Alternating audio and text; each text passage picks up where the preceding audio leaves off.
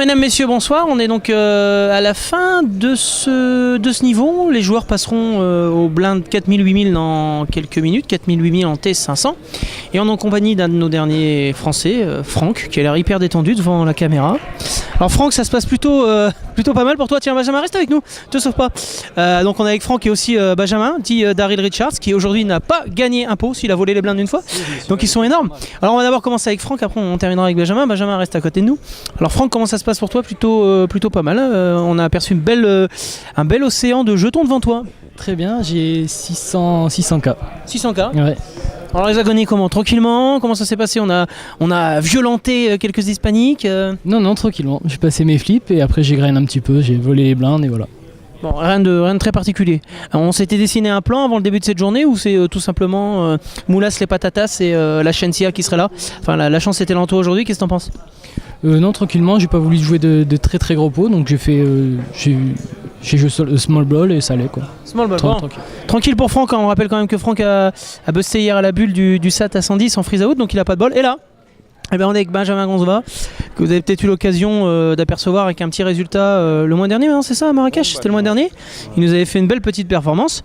Et là par contre, c'est plus la même musique, puisque faire mal aux Marocains, ça peut être facile, mais là par contre, il se la fait mettre chorizo tapas, il n'a rien vu de la journée. Il se fait bastonner, soit il se fait bluff par des gens de 75 ans, soit il se fait own comme il nous le dit lui-même. Alors comment ça se passe pour toi, mon petit Benjamin, dans cette journée? Ouais, j'ai beaucoup moins de jetons que Franck, j'ai 153K, donc j'ai 25 blindes. Ouais. J'essaie de survivre un peu comme hier, j'étais short toute la journée. J'avais fait un bon début de jour, donc t'es dur avec moi. Bon, alors, il a fait un bon début de journée. On dédicace aussi cette petite interview à Lapin, qui lui était à Monaco, et qui comme d'habitude a dû se broc en moins de 2 heures. Et il fait croire à tout le monde qu'il a beaucoup de jetons.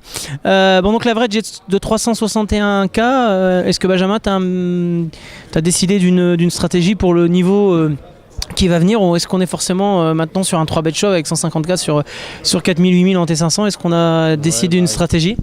Là je vais encore me permettre de open, de fold, post-flop même, j'ai encore un peu le temps. On est en live, on peut se laisser tomber pas bien bas quand même. D'accord. Et au niveau de la table, comment ça se passe par rapport à tes adversaires?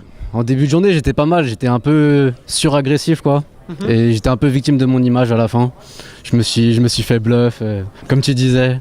Et là du coup obligé de resserrer un maximum quoi, puisqu'on n'est plus très deep. Et c'est bientôt la bulle.